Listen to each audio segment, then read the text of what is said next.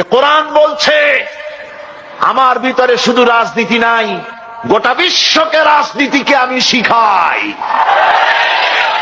অর্থনীতি শিখাই, পৃথিবী চলবে কিভাবে তা আমি দেখাই।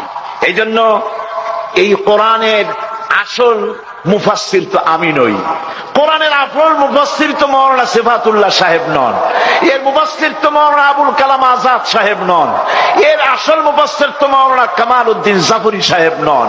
এর আসল মুফাসসির কে?